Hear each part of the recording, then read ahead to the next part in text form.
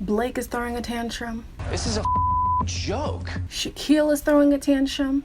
Why did I just catch feelings for the girl with the worst radar for good people? And I'm Erica. Close your mouth and walk away. Close your mouth and walk away. Hey guys, welcome back to Taste of Reality. We are reviewing Temptation Island Season 3, Episode 4.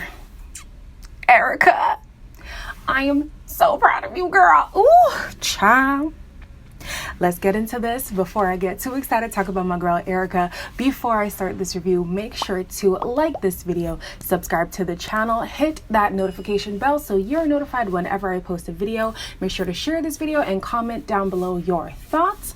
Let's get into the review. I'm gonna start with Kristen and Julian. There's not much to say about them. However, they are both opening up to the process, but in different ways. Kristen is opening up personality-wise and trying to be less of a stick in the mud, while Julian's actually opening himself up to another woman. You know, I see a lot of my girlfriend in you, and the fact that you've been able to kind of open up and, you know, dig a little bit deeper to me. Like, other people in the house might think that's annoying, but I think you're one of the only people in the house that is still trying to get to know me. One thing that I don't understand about the couples in this house is when you come on a show like this, it's because there's issues in your relationship.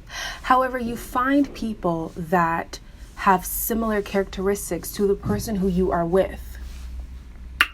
But there's a problem with the person you're with. So why would you find a carbon copy? I don't know. However, that's what's happening. Now, Mark Wahlberg, I am you. I'm perplexed with you. Kristen's fear is that he will cheat on her physically, but not emotionally. Her fear is, she doesn't have a fear of the emotional part, is what I mean to say.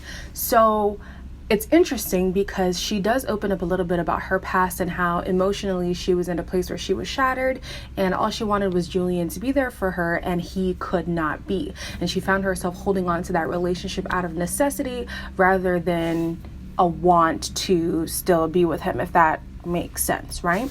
And I'm here like, so something for you was lacking emotionally from him, right? Okay, walk with me here, walk with me.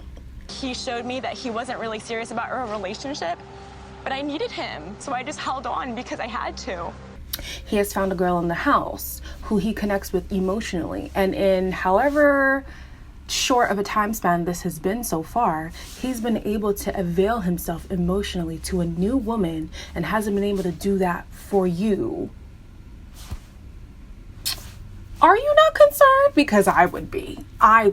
Like, the one thing I've been asking from you, you've been able to give to somebody you just met, but your fear is him actually sleeping with somebody else. My girl, y'all got bigger problems than that.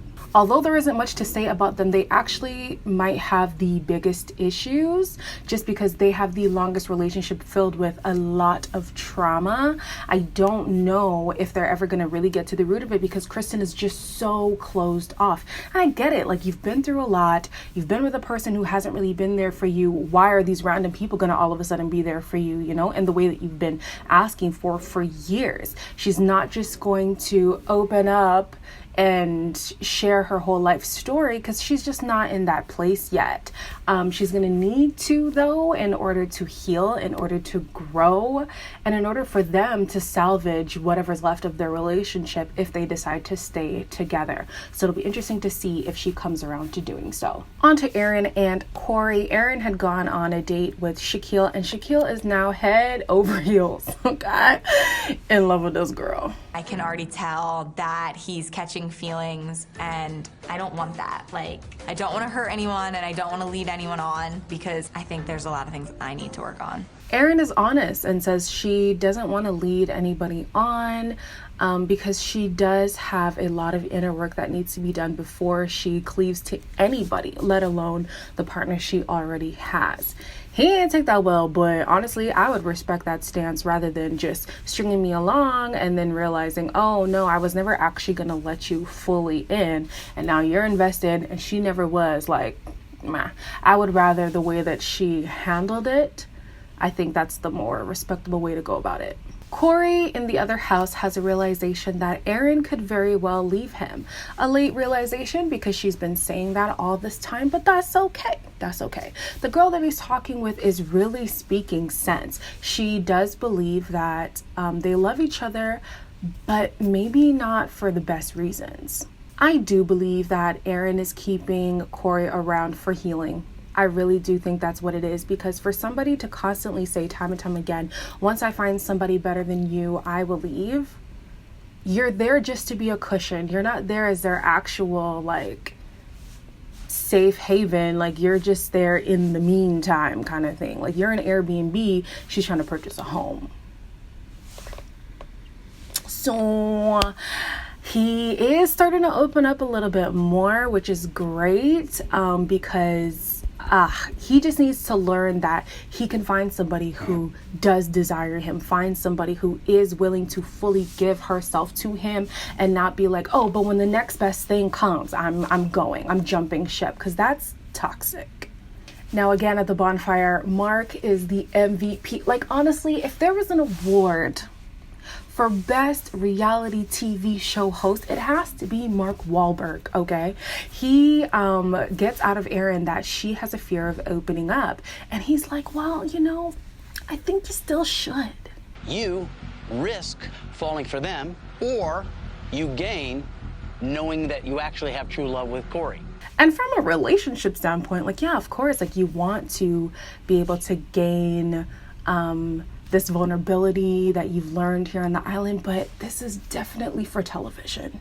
I do see Erin having the capability of opening up to other people in the house. Don't know if she'll take it as far as, like, really getting physical with them. I don't know. Corey has also been opening himself up. Again, I don't see him getting physical with them, but child, I have been proven wrong before. So we'll see how this season pans out. On to Chelsea and Tom. Now, this is where things get confusing, because she picks a guy who has the same name as her boyfriend. I don't know why you would do that, but here we go. So Chelsea is moving on from Blake to Tom, and her reason is because Blake is really nosy and he's fake and da-da-da-da, while Tom is being genuine and is really being there for her and whatever. What she doesn't actually see is, I personally don't think that Blake is fake. I think that Blake has an insecurity because he's so invested in Chelsea. I think that he fears things not going right between them. So he just wants to know what's going on. Like, hey, are we good? Hey, like, what, I don't know. What is this? What is that? The whole house, however, does agree that he is fake. Yeah, Blake the fake. I've been saying it. Blake the fake. Hey, off. In a turn of events, though, the actual fake person is Tom, not the boyfriend, even though he is low-key kind of fake too, because all that Tom in the house wants is to smash and dash. Is he gonna hit? I don't know. He's good. He's good. I mean, dude, you gotta press the issue. Unfortunately, Chelsea just has bad luck in picking men. Like, I don't know what formula she be using, but girl, throw it out. It's not working. Like, you need to find a different algorithm to sift through the man down, because the men you keep picking, it's not it. At the bonfire, Chelsea sees that Tom, her boyfriend, has been progressing a lot with Sophia. And I mean, child, I would be concerned. Not only is she your junior by many years, she's very different from you personality-wise. Like, I would just be very concerned. And she says things like, this is what made me uncomfortable before. I do think this is a great time for her to really reevaluate whether or not she wants to be with somebody who constantly has her on edge. I don't know why you would sign up for that, and even after knowing why you would stick around for that. You know what I mean? You've said time and time again that he makes you feel like he's flirting with other people and being disrespectful, being, you know? So girl, leave. Like, you don't have to stay here. You don't have to stay here. Find yourself a new man, or find yourself. Find yourself and move on from this relationship. I can't put my heart out there and try to change someone if that's who they are. I can still love him, but we're not meant to be together. Okay, I'm starting to hear construction upstairs, so I'm gonna try to go really, really quickly. This is the last couple, Erica and Kendall. Okay, Alexis, Oh, she boils my blood. However, she's trying to be respectful, talking about how she doesn't want to sleep with the man because he still has a girlfriend. He is really under the belief that it doesn't matter what he does here. He has said to himself that he is totally single, no rules, and it doesn't matter. If I want Erica back, I'm gonna get her back. Oh, I'm disgusted. This is disgusting. The ultimate goal right now is to become a better version of myself. And I feel like at this time, I'm at a place where I'm fully trying to dive into this experience. Now, child, in true Alexis mediocre fashion, they have an Italian show and she's like, my talent is making the first move. And she goes over and like makes out with him. I'm like, oh, wow, you're so talented. Like, she's just so many, like, I don't like speaking about other women like this, but it's just so painful to watch. And then he sleeps with her. When I say I'm full-blown single, I'm full-blown single. Like, I'm doing whatever I want to do. Maybe it's crazy. You mean to tell me you left Erica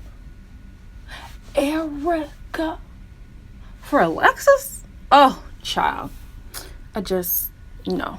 So here we are at the bonfire, and I'm expecting Erica to just be in shambles, but she's not. Party time. So proud of you. The whole time I've been stuck in what I now see as a toxic relationship. I'm not here to be vindictive, but I will not put a cap on this experience. So if I want to do something, I'm gonna do it.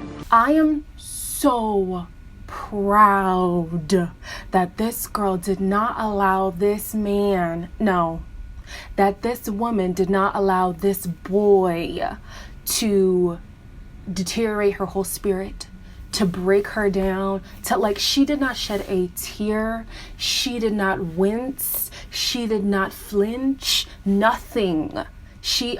Okay, so we have to get into it a little bit. She does share that in her relationship before Kendall, she was cheated on like the entire time. And then she was cheated on with Kendall, and he somehow convinced her just to completely forget about it and move on, and she started to believe it. And my thing is like, babe, hey, love you, mwah. There's gonna be a lot of self-work that needs to be done. He spent so much time almost forcing me to act like it never happened. Sometimes I forget that it happened. Like, that is the first time I've said it out loud. You haven't mentioned it to me. Even after this process, if you choose somebody, if you don't choose somebody, definitely do not pick Kendall, that's for sure. But there is a self-esteem thing that's going on that really needs to be in check, because what's to stop you from going with somebody else who does the same thing that's been happening to you over and over again if you don't get this part of your life checked? You know what I mean? I'm glad she's having a revelation here in this house that she should no longer stand for this stuff, but I want her to really do the hard work with a therapist, with a counselor, with a life coach, so that it is a part of her character now. It's not just a realization with Kendall, it's a realization for herself. Regardless, I'm so proud of her. I'm so happy for her. You know, I hate watching a black girl go down on television. So the fact that she is rising from the ashes like a phoenix, baby. Oh, so proud of you. So happy for you. Child, I want to see who's the guy that she's going for. Jesse. I want to see her explore Jesse. I want to see her explore other people. I want to see all of it. I also want to see some vulnerability from Kristen. Like, Kristen is falling to the wayside for me, and it's not even her fault. You can tell that she has a good personality, but she just has a lot of trauma that she has not dealt with. So catch me next week for another review. Hopefully we'll really dive into that stuff. Before we get there, make sure to like, comment, subscribe. As usual, hit that notification bell, share this video, and maybe watch another video. I mean, who's really stopping you? Like, you could just watch it. Like, it's right there. It's right there.